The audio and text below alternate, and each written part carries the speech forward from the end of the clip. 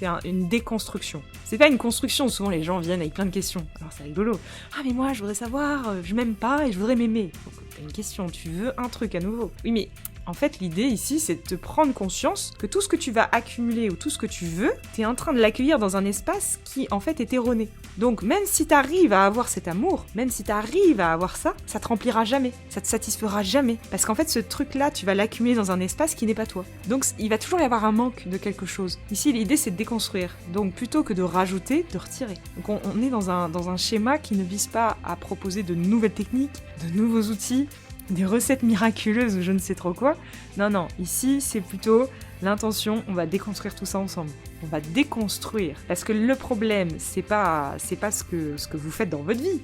Le problème, c'est pas d'être incarné. Le problème ici, le seul et unique problème depuis le début, c'est que notre vision n'est pas bonne. Parce que la forme, elle a été créée, elle est pas mauvaise. Mais on voit les choses de manière erronée. Déjà, on regarde pas au bon endroit, parce qu'on cherche à résoudre le problème alors que le problème n'a jamais été un problème, donc on regarde pas au bon endroit. Mais ça demande un petit retournement compulsif durant ce stage, justement, via différents exercices, via différentes prises de conscience. On amène progressivement les personnes qui, en entrée de jeu, nous disent « Bonjour, moi j'ai ce problème et je veux le résoudre », à « Ah mince !» Et si ce problème n'avait pas été mon problème ? Premier retournement de conscience. Et si depuis le début, en cherchant à résoudre ce truc-là, j'étais pas finalement en train de m'enfermer dedans ? Deuxième prise de conscience. Bonjour à tous, j'espère que vous allez bien. Je vous retrouve cette semaine pour une nouvelle interview d'une personne qui a particulièrement compté dans mon cheminement spirituel. Je vous en ai d'ailleurs parlé dans quelques épisodes. Cette personne, c'est Charlotte Hoffman. Alors si vous ne connaissez pas encore Charlotte, c'est une excellente nouvelle pour vous. Ça veut dire que vous avez de nombreuses heures de vidéos passionnantes à écouter ou à regarder sur sa chaîne YouTube. Alors dans cet échange, Charlotte nous parle de son parcours personnel et spirituel et elle répond à quelques-unes de mes questions en lien avec notre conscience désincarnée. On y parle également de peuple animal, de plan de conscience et enfin de ce qu'elle peut transmettre à travers les retraites spirituelles qu'elle organise tout au long de l'année. Je remercie très sincèrement Charlotte pour ce délicieux moment passé en sa compagnie et merci à vous tous évidemment pour votre écoute fidèle. Charlotte, bonjour et merci d'avoir accepté mon invitation pour ce podcast Entre deux mondes. Je suis vraiment très content de te recevoir pour plein de raisons. Premièrement parce que j'ai déjà beaucoup parlé de toi dans ce podcast en te citant sur tes différentes publications et puis aussi parce que tu m'as beaucoup aidé dans mon développement personnel et spirituel. Donc voilà, plein de raisons d'être très heureux. Et pour commencer, si tu le veux bien, est-ce que tu peux te présenter pour les auditeurs qui ne te connaissent pas ? Merci à toi Xavier pour cette invitation. Alors pour ceux qui me connaissent pas, c'est toujours délicat de se présenter, je vais aller droit au but. J'anime aujourd'hui sur les réseaux sociaux une chaîne YouTube où je partage effectivement pas mal de contenu autour de la spiritualité, du développement personnel. C'est une de mes activités que je fais avec grand cœur et je partage et j'adore. Et puis l'autre activité que je fais aussi, c'est que j'anime et j'organise des stages, des retraites et des formations autour de la conscience. Voilà ce que je fais de ma vie. Ok, c'est pas mal. J'ai vu une vidéo récemment de toi où tu parlais un petit peu de ton parcours, enfin c'est une vidéo qui date un petit peu, où tu disais que la spiritualité ça n'a pas forcément été tout de suite dans ta vie. Est-ce que tu peux nous raconter un petit peu comment s'est fait ton chemin à toi ? Alors oui, effectivement je suis pas née dans une famille spirituelle avec un ancrage spirituel, mais ce qui s'est produit, moi ce qui m'a amené à la spiritualité c'est la souffrance. Donc c'est vrai qu'il y a eu pas mal d'événements, alors c'est pas le seul chemin, heureusement d'ailleurs, mais il y a eu pas mal d'événements dans ma vie, des accidents, de multiples rappels que je voulais pas forcément voir, des maladies aussi, donc j'ai eu une maladie, ensuite j'ai eu un accident, et ensuite mon père est décédé. Et en fait, le troisième coup était fatal. Donc ça a été le décès de mon père, c'était en 2016. Et suite à ça, je suis tombée dans ce que certains appelleraient un burn-out, impossibilité de continuer ma vie en fait. Et j'avais une vie très active à Lyon, où je travaillais, où je faisais plein de choses, et où j'étais toujours dans une vibe assez entrepreneuriat social. Ça a toujours été très important pour moi, l'égalité. J'ai toujours été sensible à tout ce qui se passe dans le monde. J'ai jamais eu un métier où je gagnais de l'argent pour gagner de l'argent. Ça n'a jamais été le cas. J'avais déjà cette sensibilité-là, cette ouverture vers l'humain, mais je savais pas comment la retranscrire dans ma vie professionnelle. Donc à l'époque, je travaillais pour un mouvement qui fédère des entrepreneurs de cœur, mais j'étais à 100 à l'heure en fait. J'étais à 100 à l'heure. Et puis bah cet événement m'a coupé l'herbe sous le pied et j'ai commencé à partir de ce moment-là à me poser beaucoup de questions. Et ça a été le début. D'accord. Donc j'imagine, question, qu'est-ce qui se passe après la mort, c'est ça? Bah surtout que j'en suis restée avec un contentieux. C'est ça qui a été délicat avec mon père, c'est que on a fini avec un contentieux tous les deux. Et on n'a pas pu se dire au revoir parce qu'il est mort rapidement quand même, cancer des poumons, 49 ans, 3 mois. Et du coup, ça a été très rapide. Et puis moi, je savais pas comment gérer cette souffrance. J'avais même du mal à le voir en fait.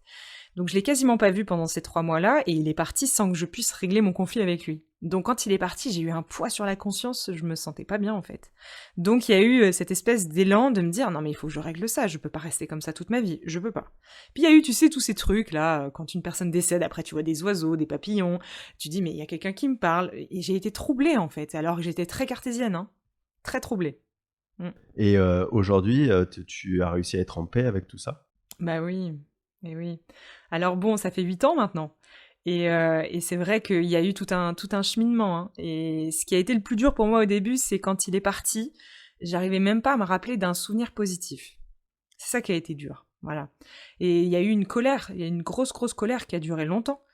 Et de fil en aiguille, après, j'ai été amenée à rencontrer des personnes, à pouvoir le contacter directement. Et puis, il y a eu, tu sais, en séance, comme on va avoir un médium ou un psy, enfin bon, des choses comme ça. Mais il y a eu des choses plus profondes qui se sont passées, parce que ça, finalement, c'était la mise en bouche. Il y a eu ces nuits où j'ai fait des rêves prophétiques, en fait. Et où j'étais avec lui et il me parlait. Et puis il était jeune, le visage tout lumineux, et où, quand je me suis réveillée un matin, je me suis dit, mais ça y est, c'est fini, c'est réglé. Alors qu'il y avait rien qui avait changé en apparence, parce que voilà, il était toujours mort, et puis voilà, il était toujours pas là. Mais il y a eu ces rêves vraiment plus réels que la réalité, vraiment.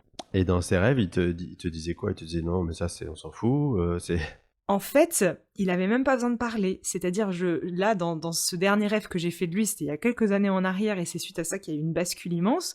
Il descendait d'un escalier, il était tout en blanc, le visage tout lumineux, et il arrivait, et dans son visage, même pas il parlait, mais j'entendais, tout va bien, tout va bien, je suis là, je suis là maintenant même pour te guider, en fait. Et tout va très bien. Et puis je me suis réveillée d'un seul coup parce que je devais aller aux toilettes. Alors c'est fou quand même, quand même. Je pense qu'on fait une partie du chemin, mais on n'est peut-être pas apte à entendre trop de choses d'un coup. Voilà. Donc je me révèle ce rêve-là en plein milieu. Je me suis réveillée, je devais aller aux toilettes. J'avais envie de faire pipi. Donc c'est le corps qui m'a rappelé à moi-même. Et ça a coupé le rêve en plein milieu. Et puis, mais avec ce souvenir plus réel que la réalité, de l'avoir vu, que tout allait bien, qu'il n'y avait plus de problème, qu'il m'en voulait pas, et cet amour en fait qu'il avait jamais eu de son vivant. Waouh. Et donc OK, on comprend que début du cheminement et vraiment il y a un avant et un après. Ça veut dire qu'aujourd'hui, dans ta nouvelle vie, qui est maintenant installée, heu, tu arrêté de vivre un 100 à l'heure? Ah, c'est complètement différent. En fait, je suis passée d'une vie, alors en apparence, on peut se dire, bah dis donc, elle en fait des choses. Mais c'est plus du tout le même espace à l'intérieur. En fait, je suis passée d'une vie où je cherchais à remplir ma vie avec quelque chose qui faisait du sens, parce qu'à l'intérieur de moi, il n'y avait pas de sens. Donc c'était vide dedans. Tu sais, c'était comme une coquille vide. Je me sentais toujours à moitié vide, en fait. Je me disais, mais c'est quoi le but de cette incarnation, en fait? Dans les moments où tout allait bien, je me posais pas ce genre de questions, mais dans les moments un peu de creux, tu vois, genre l'automne, comme maintenant, je me disais toujours, mais c'est vide en fait, c'est quoi le sens profond de tout ça?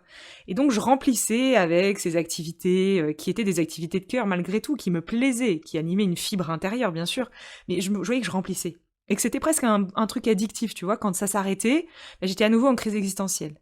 Aujourd'hui c'est complètement différent. Aujourd'hui je ne remplis pas de ça en fait. C'est une posture totalement inversée. C'est je m'ouvre, je me rends disponible, et on me propose quelque chose à faire. Mais s'il y a rien, eh ben je vais bien. Voilà. Et c'est là où j'ai vu qu'il y avait un changement. Parce qu'il y a des périodes où il y a rien, où pendant 3 mois je vais pas animer de stage parce que c'est comme ça, et je vais très bien. Alors qu'avant, je le vivais très mal.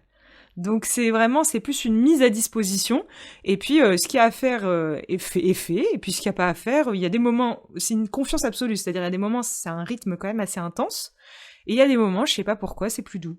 Et en fait, quand on regarde toute l'année, bah on se rend compte que ça a été d'une certaine justesse en fait, avec des va et des viens, et finalement un équilibre au milieu de tout ça, qui n'a pas été orchestré depuis Charlotte qui doit prendre des vacances de telle date à telle date, ou qui doit s'organiser pour se reposer, hein, attention. Hein.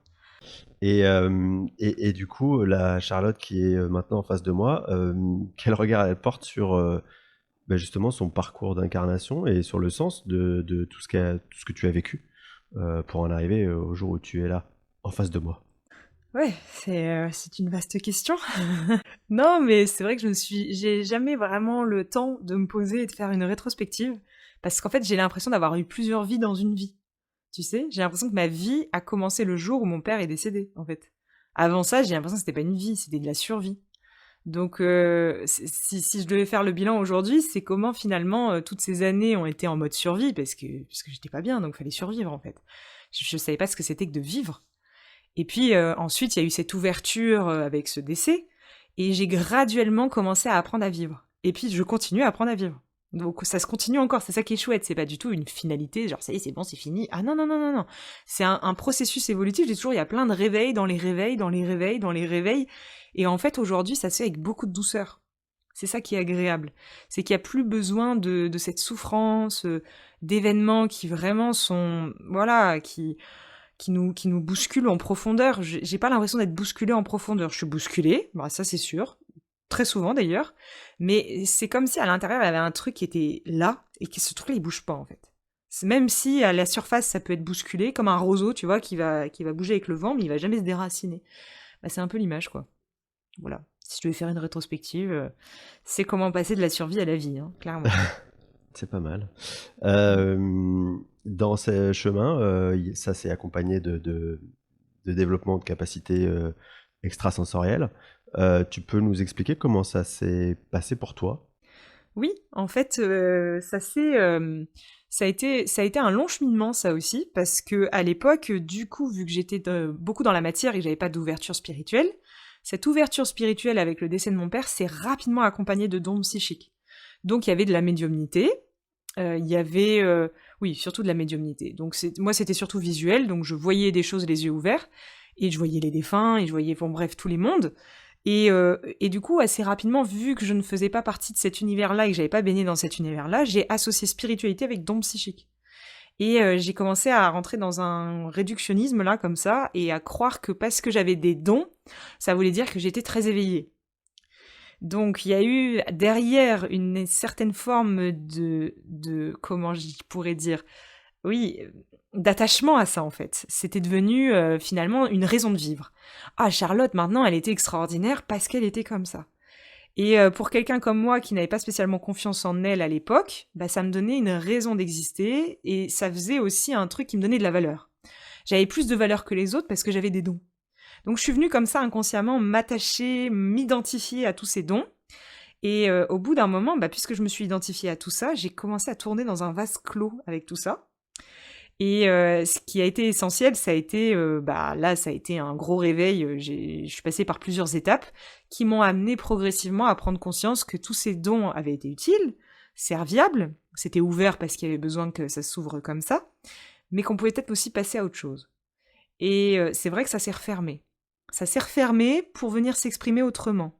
Donc on est passé de Charlotte qui est extraordinaire parce qu'elle est spirituelle à une personne qui est redevenue ordinaire. Donc à la fois je suis passée de la survie à la vie, mais en parallèle de ça, quand j'ai commencé à aller dans la vie, j'ai commencé à m'identifier à cette spiritualité et j'avais l'impression d'être extraordinaire.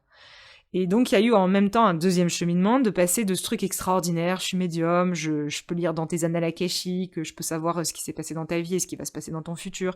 Je suis passée de ça à bah, comment on peut redevenir ordinaire avec tout ça. Et finalement, ben, en laissant tout ça se refermer, c'est ouvert autre chose, qui aujourd'hui est beaucoup plus actif. C'est une forme de, ce que je pourrais appeler de la clair-connaissance.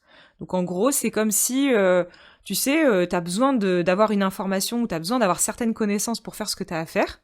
Et puis, bah, le matin, tu te réveilles et tu sais, en fait. Mais tu sais pas comment, tu sais pas pourquoi, t'as pas lu un bouquin, tu vois, t'as pas fait une étude particulière. Voilà. Ça s'est transformé en ça. Et c'est vrai que, bon là, depuis quelques mois déjà, il y a des choses qui reviennent. Moi, c'est surtout la nuit, en fait. Mais il y a plus de, tu vois, il y a plus ce truc extraordinaire qui est derrière. C'est tout à fait naturel. C'est redevenu quelque chose de naturel, d'ailleurs, dont je parle très peu, parce que pour moi, c'est pas le plus important. Dans l'une des vidéos qui m'a beaucoup marqué dans tout ton contenu, il y a tout ce lien que tu peux avoir avec les animaux et le peuple animal en général. Et d'ailleurs, bah, c'est une grande partie de ta vie, tu vas nous en parler. Mais euh, moi, du coup, c'est vraiment une question qui me fascine. L'incarnation animale de manière générale. Euh, tu vois, avant, dans mon début d'éveil, j'étais vraiment, dans l'idée de, c'est quelque chose de graduel. C'est-à-dire on s'incarne d'abord dans les minéraux, les végétaux, les animaux et puis le graal, là, c'est l'homme. Et aujourd'hui, j'ai complètement, évolué dans cette vision-là, et j'ai la sensation que, bah, il y a beaucoup, beaucoup de sagesse dans ces animaux et on a beaucoup à apprendre d'eux sur plein d'aspects, l'amour inconditionnel, la connexion à l'autre, à la nature, et cetera. Est-ce que tu peux nous parler de toi? Comment tu ressens un petit peu, bah, ton lien aux animaux? Hmm. Bah, c'est un lien profond parce qu'en fait, moi, enfant, j'avais pas d'amis, mais j'avais des amis animaux déjà. Donc c'est vrai que c'est aussi mon histoire, même sans que j'étais ouverte à la spiritualité, le point de départ, c'était quand même les animaux. Donc moi, mes week-ends, je les passais avec les chevaux. Je les passais pas avec des humains à faire des goûters ou des, je sais pas, trucs d'anniversaire de je sais pas quoi, tu vois.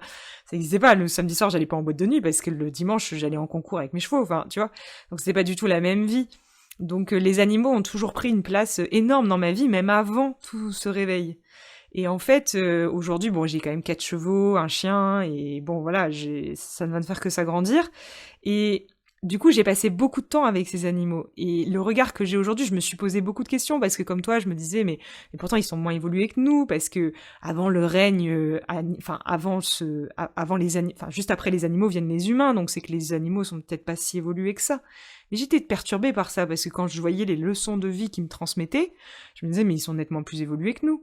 Et puis en fait, aujourd'hui, ma vision s'est affinée, c'est-à-dire que je vois bien qu'un animal n'a pas la même conscience que nous.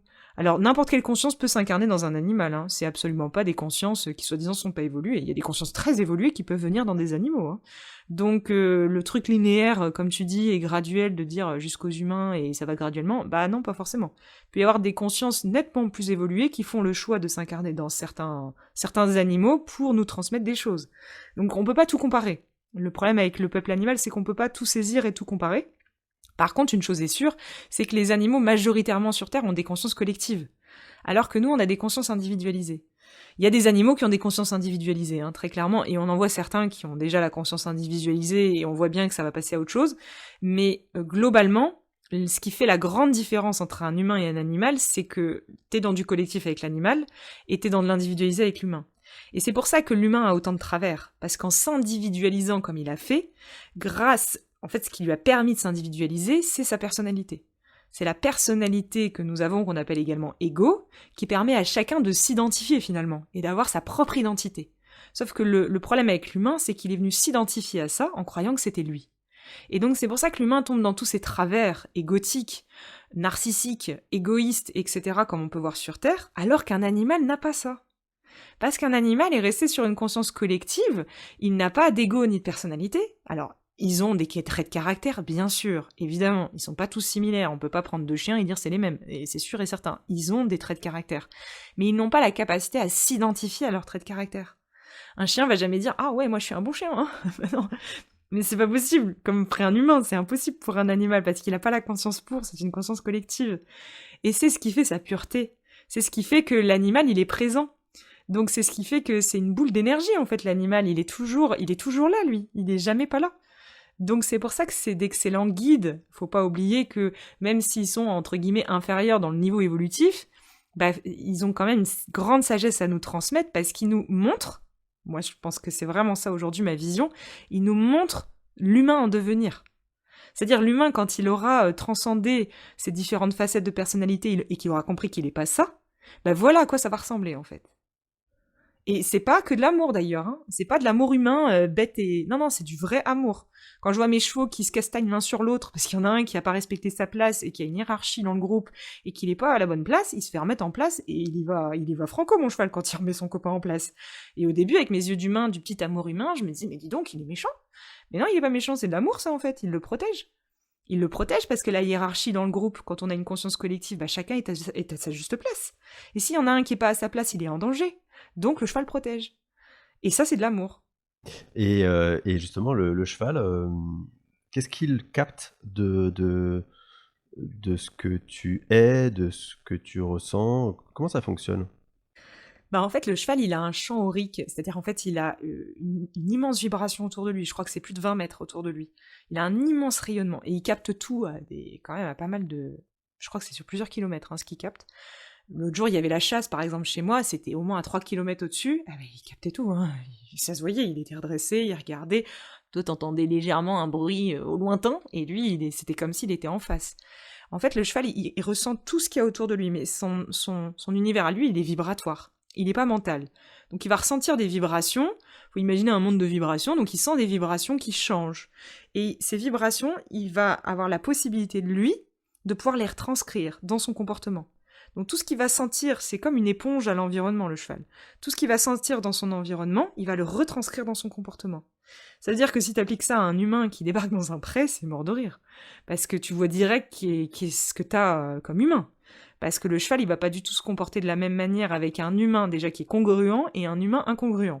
Parce qu'il faut savoir au niveau vibratoire, ce qui est dissonant au niveau vibratoire, c'est quand une personne, un humain, arrive avec un grand sourire, mais qu'il est en même temps en colère.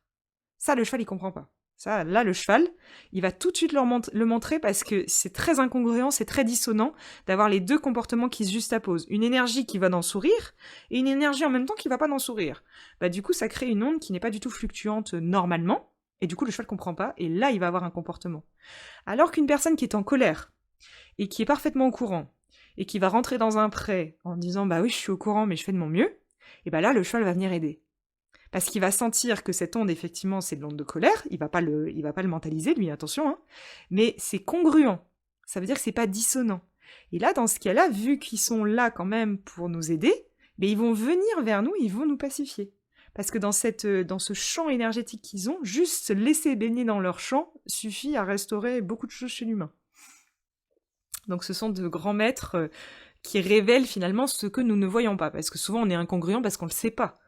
C'est pas forcément volontaire. Il y a plein de gens, souvent d'ailleurs que je vois, c'est involontaire. Ils sont juste pas au courant. Ils voient pas qu'ils sont en colère. Mais le cheval, lui, il le voit. C'est la médecine de l'humilité pour moi, parce que d'ailleurs, les gens qui montent à cheval encore aujourd'hui au XXIe siècle sont dans des disciplines équestres, et les disciplines équestres sont un monde d'ego, en fait. J'ai jamais vu autant d'ego que dans les milieux équestres. Comme dans pas mal de sports, mais alors là, vraiment, c'est le pompon. Et aujourd'hui, c'est marrant, parce que c'est là où t'as tous les égos des gens, mais en même temps, c'est là où t'as l'animal qui a le pouvoir de faire basculer ça. C'est-à-dire, c'est lui qui nous enseigne l'humilité, en fait. Et quand t'as un cheval, mettons que l'un de tes chevaux à qui t'as une relation particulière, demain quitte son corps physique, son enveloppe, est-ce que quand il revient, il a le même état de conscience que si toi ou moi, demain, on quitte notre corps physique, tu vois, ou est-ce que quand même... j'ai toujours du mal, moi, à situer cette notion de plan de conscience, si tu veux.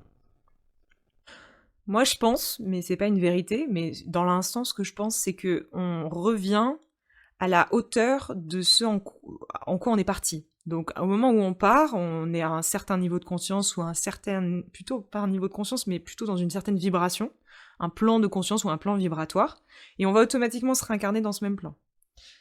Mais on peut aussi, selon les consciences, parce qu'attention, il ne faut pas mélanger la forme et le fond. Parce que parfois, on a des consciences très évoluées qui s'incarnent dans des animaux. Une conscience très évoluée, c'est une conscience qui a passé beaucoup de voiles. Et qui, du coup, quand elle va basculer sur l'autre plan, elle va avoir le choix de choisir où elle veut s'incarner. Parce qu'au plus il y a de plans de conscience qui ont été masterisés, au plus, tu sais, c'est comme quand tu arrives dans un hall d'aéroport cosmique, et que tu pourrais avoir accès au desk où il y a toutes les destinations. Bah, quand tu as atteint un certain niveau de conscience ou que tu as masterisé plusieurs plans de conscience, bah, tu as le choix. Mais à ne pas confondre avec une conscience, entre guillemets, moins évoluée qui s'est incarnée dans un cheval, tu vois. Donc pour moi, on n'en sait rien. Ouais, bah oui, on peut pas te faire de généralité, évidemment.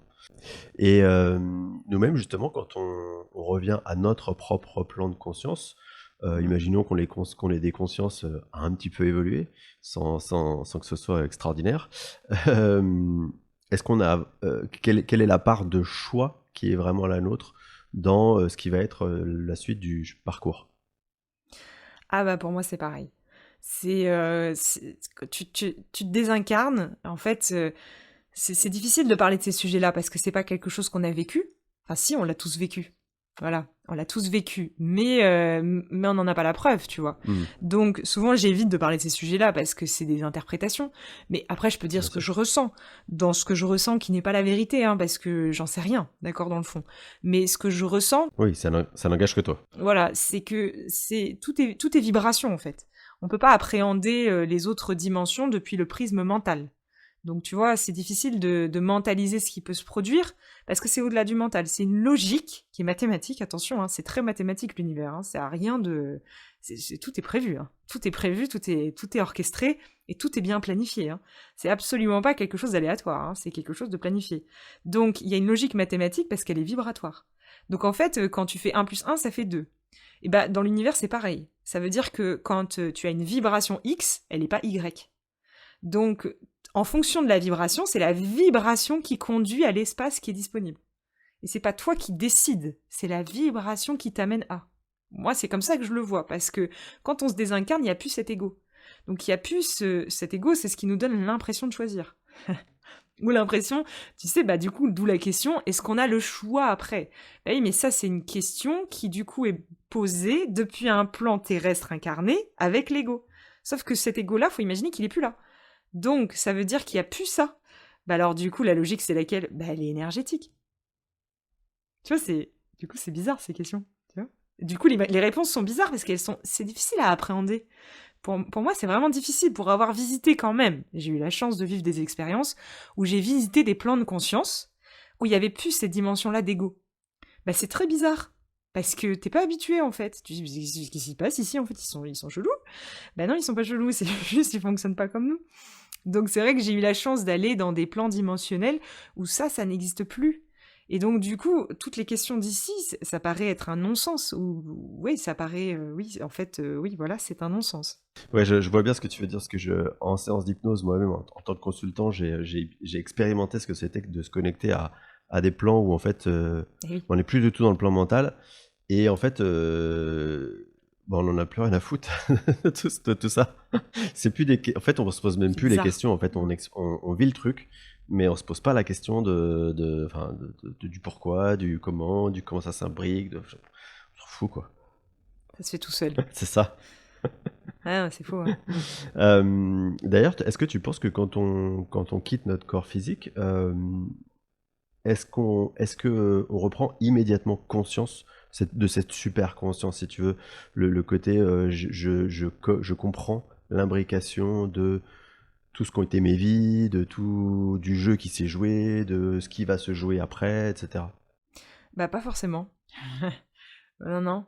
En fait, ce en quoi je crois, c'est qu'on est accompagné. Donc il y a un passage. Hein. Il y a un passage de la vie à la mort ou de l'enveloppe physique à l'enveloppe plus éthérée. Il y a un passage qui s'opère. Il y a des gens qui n'arrivent pas à faire ce passage-là. C'est pour ça que c'est intéressant de se préparer à la mort. C'est pour ça que c'est aussi le but de la vie que de se préparer à la mort.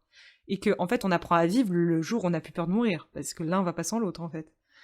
Du coup, les personnes qui aujourd'hui goûtent véritablement à ce qu'est la vie sont souvent des personnes qui ont frôlé la mort. Ou souvent des personnes qui ont eu des expériences à ce niveau-là, qui, dès leur plus jeune âge, leur ont permis de remettre en question beaucoup de choses à cette échelle-là.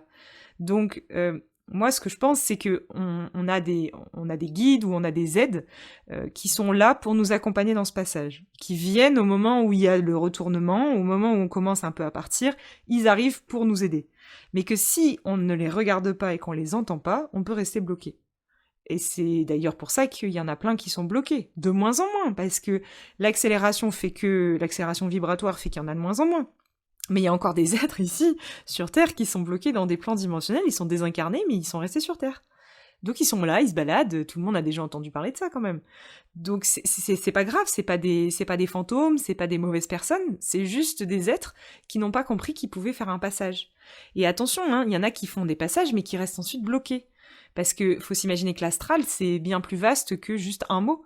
Donc, je dis souvent que quand on se désincarne, on peut se retrouver dans des plans qui sont vraiment la copie conforme de ce qu'on a vécu sur Terre, qui sont la projection de cristaux intérieurs.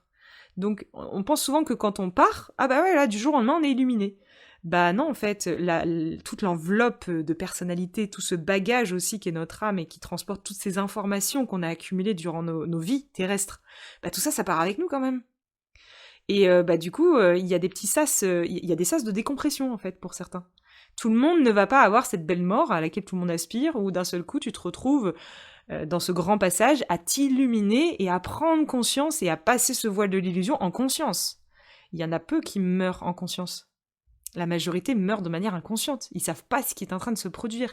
Il y a une telle peur et une telle panique qu'il y a des étapes intermédiaires pour leur permettre de dépressuriser l'info. Enfin, tu vois, ça serait trop violent, sinon tu comprends pas ce qui se passe, en fait. C'est hyper fort. Donc, du coup, je pense vraiment qu'il y a une logique... Oui, bon, en tout cas, moi, personnellement, j'ai fait le choix de me préparer à ça, hein, parce que j'ai pas du tout envie de finir dans un entremonde dans l'astral, là, bloqué dans des projections où je suis en train de manger du chocolat parce que j'ai aimé le chocolat sur Terre toute ma vie, hein, tu vois, et où j'ai toutes mes peurs qui sont là parce que j'ai pas su les gérer quand j'étais de mon vivant. Et ouais. Et tu vois, ça me fait penser au fait que aujourd'hui, on vit à une époque où il y a une surabondance de spiritualité dans tous les sens. Pour autant, c'est presque tellement abondant que c'est presque stressant, quoi. Tu vois, de se dire où est-ce que je vais, comment j'accueille tout ça, et comment je m'en fais une réalité, quoi. Ah ben oui, non mais complètement. Mais d'ailleurs, moi je me suis beaucoup posé toutes ces questions-là au début, et puis ensuite, ce qui s'est produit, et c'est ce que j'essaye de transmettre aujourd'hui, j'essaye de dire aux personnes, en fait, les réponses à tout ça, elles se ressentent déjà. C'est difficile de savoir. Par contre, ressentir quelque chose, ressentir que je suis en paix avec ça, ressentir que je suis confiant, que j'ai la foi, c'est ça qu'on souhaite. Parce que au final, savoir exactement ce qui va se produire, bon bah oui, c'est gentil. Mais regarde, si demain on sait que en 2030 il y a un réchauffement climatique qui va se produire et qu'il va y avoir un iceberg qui va fondre, qu'est-ce que ça va changer à notre vie là dans l'instant? Ça va juste nous faire peur. Moi je suis partie du même principe avec toutes ces questions-là. Si je le sais, je vais ensuite me projeter, m'imaginer des choses, et puis en fait finalement ça va pas résoudre mon problème. Donc j'ai plutôt opté pour une autre solution, moi. Je me suis dit, bon, puisque je ne sais pas, et puisque j'aimerais bien savoir quand même, mais que j'en sais rien, je fais le choix ici et maintenant de me remettre dans le présent. Qu'est-ce qui se passe là maintenant? Je cultive la présence, là, tout de suite, maintenant. Je laisse cette présence me passer à travers. Et ce que j'ai découvert, c'est que lorsque cette présence, cette énergie universelle, commençait un petit peu à un peu plus s'imprégner à l'intérieur de moi, il y avait ces qualités de présence qui se développaient, que sont la confiance, la foi, l'amour, la compassion, l'abondance, ça va avec, la joie, le jeu. Et quand je suis dans toutes ces qualités-là, c'est comme si demain je pourrais mourir et c'est ok. Tu sais, c'est comme le bouquin, je suis en train de relire Les Lettres du Christ, où il écrit au moment où je savais que j'allais me faire crucifier, parce qu'il le savait. Donc, je savais que j'allais me faire crucifier. Et j'ai pris un temps pour vraiment me reconnecter à cette présence, parce que je savais au plus profond de mon cœur que si j'étais connectée à ça, je pouvais tout vivre. Moi, ça me fait le même effet aujourd'hui. Par contre, quand je me déconnecte de ça, à nouveau, c'est la panique, hein. Donc j'ai plutôt opté pour l'inverse, tu vois.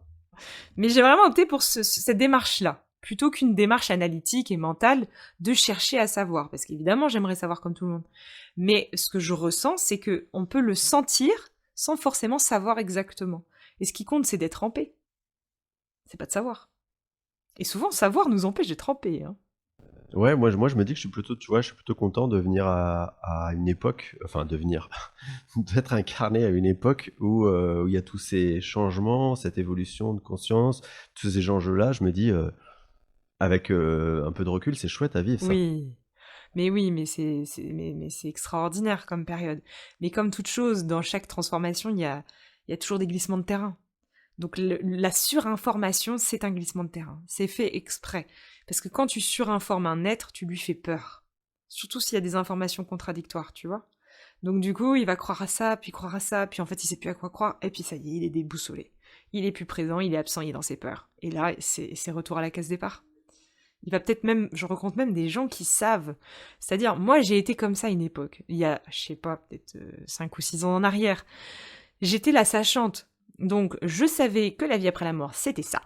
J'avais décidé que c'était comme ça. Et je savais ça, et je savais ça, et je savais ça. Mais j'étais pas en paix, en fait, hein. Parce que comment je m'en suis rendu compte, c'est le jour où la vie m'a présenté une expérience où j'ai frôlé la mort.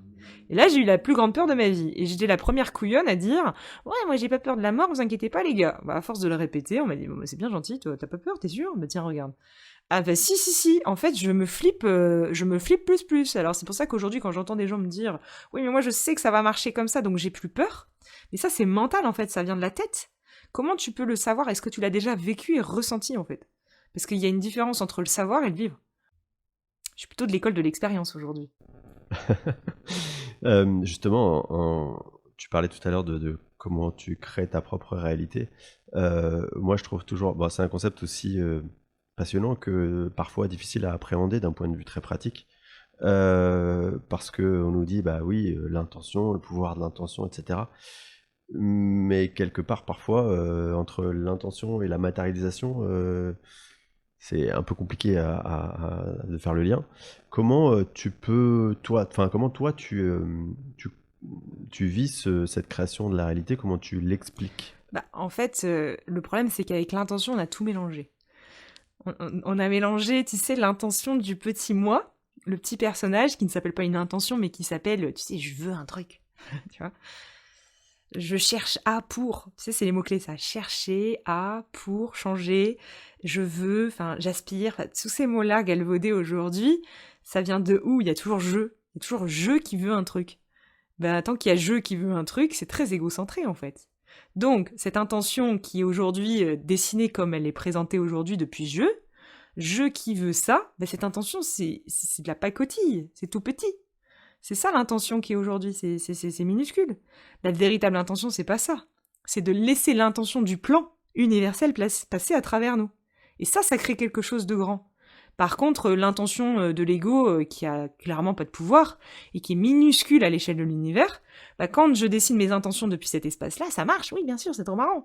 Mais ça me remplit pas de joie, ça me comble pas. Et puis, on le voit bien, tiens, je pose souvent cette question-là. Maintenant que t'as réussi à aller dans ton intention, maintenant que ton intention, en apparence, celle qui était soi-disant la plus spirituelle, est accomplie, comment tu te sens? Ben, vide à nouveau. Ah. Bah, une intention quand on la réalise ou un rêve quand on le réalise et qu'on se sent vide après, bah, c'est que c'était peut-être pas une véritable intention. C'est que cette intention, elle venait peut-être d'un espace qui nourrissait un espace qui n'est pas l'être véritable que nous sommes. Parce que si ça nourrissait cet être véritable, bah, on se sentirait rempli, on se sentirait en paix. On n'aurait plus besoin d'avoir un autre truc à remplir. Donc, pour moi, c'est toute cette course à l'intention, moi aujourd'hui, je dis toujours, j'ai une intention. C'est puisse la vie me guider dans le sens et la direction la plus juste et bonne pour moi. Parce qu'en fait, moi, j'en sais rien. Je sais pas, moi. Par contre, ce que je sais, c'est que je sais rien. C'est évident. Mais que si je m'ouvre et que je me rends disponible pour laisser cette intelligence passer à travers moi, et ben ça saura à travers moi. Et ça posera les bonnes intentions à travers moi. Et ça me conduira là où je dois aller. Et là, ça va me nourrir. Et là, ça va me remplir. Et là, ça va me donner tout ce dont j'ai besoin ici et maintenant. Donc, c'est pas que j'ai pas d'objectif, c'est pas que j'ai pas de sens. Les gens, ils ont du mal à comprendre, du coup, bah, elle ressemble à quoi ta vie? C'est bizarre. Ben non, c'est pas ça. C'est tout l'inverse, en fait. C'est plutôt que je pose une intention pour, bah, c'est je me rends disponible pour laisser la vie poser les intentions à travers moi. C'est complètement différent. C'est pas Charlotte qui demande A.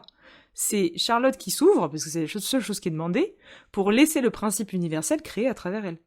C'est pas Charlotte qui crée. D'ailleurs, on n'a jamais rien créé. Ça me fait délirer, la pensée créatrice, parce qu'on a cru... Alors, la pensée créatrice, c'est un principe, effectivement, vrai, mais on a cru que c'était nous qui étions en train de créer. Mais nous, on n'a jamais rien créé, en fait. C'est l'énergie universelle qui crée à travers nous. Mais on s'est approprié ça. Puisqu'on s'approprie tout sur cette planète, on s'est même approprié le pouvoir créateur, je veux dire. Et on a cru qu'on était des êtres créateurs. Mais c'est pas vrai du tout, désolé, d'un certain point de vue, on est complètement dans l'erreur. Il y a un manque de discernement, parce que cette énergie ne nous appartient pas, elle ne nous a jamais appartenu d'ailleurs, c'est un principe universel qui crée à travers nous.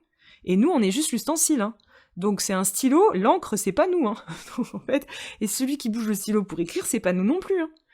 Mais le problème, c'est que cet ego, cette personnalité, tant qu'on n'en a pas conscience, ben elle nous pousse sans cesse à venir nous identifier à chaque chose. Et c'est pour ça qu'on en déduit que « Ah, cette intention, je l'ai réalisée parce que moi, je suis mieux que les autres. » Ou « Tiens, moi... » Mais non, en fait, c'est pas ce qui s'est produit. C'est ce que tu as l'impression qui s'est produit. Mais c'est pas ce qui s'est produit. Mais c'est pas grave. C'est juste une histoire de temps. Et puis, bon, c'est pas grave, on s'en fout, en fait. C'est le jeu. C'est le jeu, voilà. C'est exactement ça. De toute façon, faut prendre ça en rigolant. Mais du coup, c'est rigolo. Mais une fois, c'est pour ça que je dis toujours que le point de départ, c'est l'ego. Parce que tant que ce truc-là, il n'est pas entendu, perçu et remis à sa juste place, tout ce que l'on fait est orchestré depuis cet espace. Et donc, on est limité. Et combien de personnes me disent sans cesse « je suis limité ». je me sens jamais assez, j'ai pas assez confiance, j'ai trop ceci, j'ai pas assez ça, ça va pas. Bah c'est normal, puisque tout ce que tu fais et tout ce que tu incarnes, c'est depuis ce plan-là. Et ce plan-là, il pourra jamais être assez. Donc tu pourras jamais te réaliser tant que tu continues à faire ça, en fait. C'est pour ça que commençons par ça. Et c'est simple en plus. Ouais, c'est simple. Ok. Qu'est-ce qu'on vient du coup travailler concrètement dans tes retraites? Qu'est-ce qu'on vient foutre dans ces C'est stages? ça. Qu'est-ce qu'on vient y foutre? Bonne question. Faudrait poser la question au stagiaire. Il s'éclate, hein? Il s'éclate. J'en doute Non, pas, alors, j'en connais ce qu'on en vient plus. travailler. Ouais, c'est vrai. Ah, excellent. Ce qu'on vient de travailler, bah alors on travaille pas vraiment, parce que j'aime pas trop la notion de travailler, parce qu'on a l'impression qu'on va se faire du mal, tu sais. Non, on se fait pas travailler nous. Par contre, ce qu'on fait, oui, c'est une déconstruction. Voilà. C'est pas une construction. Souvent les gens viennent avec plein de questions. Alors c'est rigolo. Ah mais moi je voudrais savoir, je m'aime pas et je voudrais m'aimer. Donc t'as une question, tu veux un truc à nouveau. Oui mais en fait l'idée ici c'est de te prendre conscience que tout ce que tu vas accumuler ou tout ce que tu veux, t'es en train de l'accueillir dans un espace qui en fait est erroné. Donc même si t'arrives à avoir cet amour, même si t'arrives à avoir ça te remplira jamais. Ça te satisfera jamais. Parce qu'en fait ce truc-là, tu vas l'accumuler dans un espace qui n'est pas toi. Donc il va toujours y avoir un manque de quelque chose. Il va toujours y avoir quelque chose de plus à faire. Ici l'idée c'est de déconstruire. Donc plutôt que de rajouter, de retirer. Donc on est dans un schéma qui ne vise pas à proposer de nouvelles techniques, de nouveaux outils, des recettes miraculeuses ou je ne sais trop quoi. Non, ici c'est plutôt l'intention, on va déconstruire tout ça ensemble. On va déconstruire. Parce que le problème, c'est pas ce que vous faites dans votre vie. Le problème, c'est pas d'être incarné. Le problème ici, le seul et unique problème depuis le début, c'est que notre vision n'est pas bonne. Parce que la forme, elle a été créée, elle est pas mauvaise. Mais on voit les choses de manière erronée. Déjà, on regarde pas au bon endroit, parce qu'on cherche à résoudre le problème alors que le problème n'a jamais été un problème, donc on regarde pas au bon endroit. Mais ça demande un petit retournement compulsif durant ce stage, justement, via différents exercices, via différentes prises de conscience. On amène progressivement les personnes qui, en entrée de jeu, nous disent « Bonjour, moi j'ai ce problème et je veux le résoudre », ah mince. Et si ce problème n'avait pas été mon problème? Premier retournement de conscience. Et si depuis le début, en cherchant à résoudre ce truc-là, j'étais pas finalement en train de m'enfermer dedans? Deuxième prise de conscience. Et bien maintenant que je réalise que mon problème n'est plus un problème, ça demande du temps ça, hein, chez certains. Maintenant que je réalise que mon problème n'a jamais été un problème, voire même que j'ai créé ça, bah oui, parce que là ça c'est toi qui l'as créé, effectivement. Parce que ça c'est pas le principe universel, ça c'est toi, c'est ton ego, hein, voilà. Donc c'est toi tout seul, d'accord? Et ça prend un peu de temps aussi, parce que c'est difficile d'imaginer ça sur certaines de nos problématiques intérieures. Certaines, tu dis oui, ça passe. D'autres, tu dis non, je suis désolée, là, il y a eu une tierce personne qui m'a fait du mal. Donc c'est pas moi qui ai créé ça quand même. Donc il y a tout un cheminement de conscience où on va commencer à prendre de la hauteur, à retourner la vision. Et le but du jeu, c'est qu'à la fin d'un stage, on se rende compte que si on veut résoudre un truc, bah, la première chose à se rendre compte, bah, c'est que c'est nous le problème et donc c'est nous la solution. Et que depuis le début, on a cherché à résoudre quelque chose à l'extérieur, alors que le problème était toujours à l'intérieur. Mais qu'on ne sait pas comment il s'est créé. Donc on vient désegmenter tout ce phénomène de création du problème. Comment ça s'est créé? Depuis quel espace? Comment en sommes-nous arrivés là? Comment un être né sur une planète qui était un enfant, un nourrisson, un enfant en bas âge qui n'avait pas de problème, comment cet être-là a pu devenir ça? Qu'est-ce qui s'est produit au milieu de tout ça là? Ben, il s'est produit pas mal de choses. Donc on vient un petit peu détricoter les choses. Ouais, il y a un peu de boulot. Il y a du boulot, ouais. Il y a du boulot. Je suis d'ailleurs en train d'écrire un bouquin sur le sujet, hein, parce que c'est un vaste sujet. Oui, et puis j'imagine que c'est un vaste sujet qui prend un certain temps, et c'est un travail on n'en voit jamais le bout, non? Bah, en fait, on peut toujours aller plus loin. Et c'est ça que j'adore. C'est ça que j'adore. Mais sinon, ça, je me ferais chier, moi. C'est ça que j'adore. C'est qu'en fait, c'est infini. L'humain, il est incroyable. Il y a une richesse dans l'humanité. Je pense que c'est quand les retournements commencent à arriver, il y a quelque chose qui s'enclenche. Et du coup, ces retournements donnent de l'élan aussi. Parce que beaucoup de personnes arrivent en n'ayant plus d'élan. Fatigué, pas d'élan, démoralisé, déprimé, pas de sens, tu vois. Ce truc, il est quand même commun chez beaucoup de personnes, surtout quand on commence un peu à s'ouvrir à la spiritualité et qu'on voit qu'on vit sur une planète de fous, avec que des problèmes quand même assez violents, quoi, tu vois. C'est quand même pas une planète tranquille. Et on se dit, mais c'est quoi le but de tout ça, du coup? Moi, je peux rien faire, Tu vois, tu sais plus quoi faire, en fait, au milieu de tout ça. T'as limite honte d'avoir une vie occidentale où t'es bien, enfin, tu vois, où t'as un toit au-dessus de la tête et que t'as une douche, parce qu'en fait, tu sais très bien que la majorité de l'humanité n'a pas ça. Donc, il y a beaucoup de gens qui se posent plein de questions et qui savent plus comment gérer tout ça.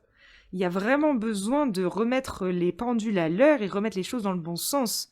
Et vraiment, vraiment réaliser que c'est un jeu qui est parfaitement orchestré, même si dans l'apparence, on n'a pas du tout l'impression d'eux. Et ça demande un retournement, non pas du problème, mais un retournement de la vision.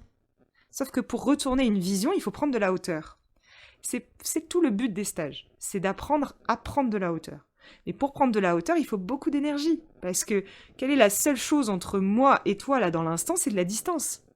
Cette distance, c'est quoi? C'est de l'énergie. Donc, si je veux prendre de la hauteur pour voir les choses différemment, parce que pour voir les choses différemment, il faut que j'ai plus de hauteur, parce que tant que j'ai la tête collée dessus, je peux pas le voir autrement. Oui, mais si je veux prendre de la hauteur, il me faut de l'énergie. Ah mais moi je sais pas comment faire, c'est quoi cette énergie, elle vient de où, et puis comment on fait en fait? Ah bah voilà. Ah bah là ça commence à devenir intéressant. Donc ici, on est passé de je veux résoudre mon problème à je commence à me dire que si je prenais de la hauteur, je me rendrais très compte qu'il n'y a pas de problème. Que le problème n'est pas tel que je l'avais imaginé, ou tel que je l'avais interprété, à travers mes prismes égotiques. Eh bien, ouais, comme on disait, il y a un petit peu de boulot. C'est amusant. Charlotte, je vais te remercier pour ton temps. Et puis, avant de nous quitter, j'aimerais te poser 2 questions que je pose quasi systématiquement aux invités que j'ai dans ce podcast. La première, quel est dans ton parcours, est-ce qu'il y a eu des ouvrages ou des personnes particulières qui ont eu un impact pour te faire passer d'un point A à un point B? Ah oui. Oui, il y a eu des rencontres décisives et il y a eu des bouquins décisifs aussi. Bon, déjà, il y a eu Le pouvoir du moment présent, écartelé très clairement un moment décisif. Il y a eu aussi La prophétie des Andes de James Redfield, très clairement un moment décisif. Il y a eu Au-delà d'un courant miracle de Sylvain Duboullay, très clairement décisif.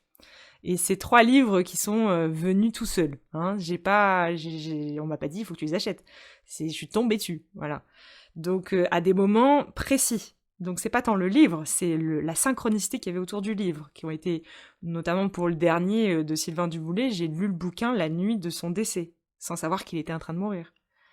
Voilà, donc il y a eu des choses comme ça où derrière je le connaissais pas Sylvain Duboullay, hein, et j'ai passé le lendemain matin quand je me suis réveillée et que j'ai appris qu'il était décédé et qu'en fait je faisais une insomnie, j'ai pris la pile de livres et j'ai pointé le doigt dessus et j'ai lu tout le bouquin toute la nuit en voyant des choses bizarres en même temps et en sentant des choses étranges. Quand j'ai vu qu'il était mort le lendemain matin, il y a eu un frisson intégral dans le corps et j'ai passé environ 72 heures à pleurer. Mais pas de tristesse, hein, pleurer. C'était très étrange. Donc il y a eu des choses comme ça. Et il y a eu des rencontres aussi, oui, notamment la rencontre avec Ama, qui a été la première rencontre décisive. Et puis il y a eu la rencontre avec mon conjoint quand même, qui a été extrêmement décisive. Et puis j'ai rencontré aussi des plantes, j'ai rencontré aussi des gens qui n'ont pas de nom aussi, mais qui ont été décisifs, très clairement. En fait, tout a été fait de rencontres. Moi, j'ai appris par l'expérience. Donc, il y en a des milliards des rencontres. Vraiment, il y en a beaucoup, beaucoup, beaucoup. Tout ce qu'on a programmé, tout ce que l'univers a programmé. Et c'est, comme tu le disais, c'est mathématique. C'est bien fait. Oui. La dernière question que je souhaiterais te poser, c'est pour les personnes qui s'éveillent tout juste, qui viennent peut-être comme toi, comme moi, d'avoir ce type de choc, et qui s'ouvrent à ce monde-là, quel pourrait être le conseil que tu leur adresserais? Ah c'est vraiment, en fait, c'est d'y aller tranquillement. Il y a pas de course, quoi. C'est d'y aller tranquillement. Après, quand on s'ouvre, il y a plusieurs étapes qui ont besoin d'être vécues. Et l'étape du remplissage, de la quête, c'est une étape parmi tant d'autres, faut pas la nier. Elle a besoin d'être vécue, parce qu'on a besoin d'expérimenter et de sentir. Mais peut-être d'y aller avec plus de tranquillité. Il n'y a pas besoin de remettre toute sa vie en question parce qu'on s'ouvre à la spiritualité. Et ça, c'est important. On peut cheminer dans sa vie actuelle tout en s'ouvrant progressivement à une dimension intérieure et spirituelle sans forcément envoyer bouler toute sa vie, en fait. C'est important, parce qu'il y en a beaucoup qui font l'amalgame. Et ouais, et je pense qu'on va terminer sur ces mots parce que ça me parle pas mal. Donc, à nouveau, je vais te remercier, Charlotte, pour ton temps, ta présence et puis tout ce que tu fais par ailleurs sur les réseaux et puis pour les retraites que tu proposes aux personnes dont on a parlé. Et je vous remercie aussi à tous, chers auditeurs, pour votre fidélité et vos encouragements à continuer ce podcast. Merci Xavier.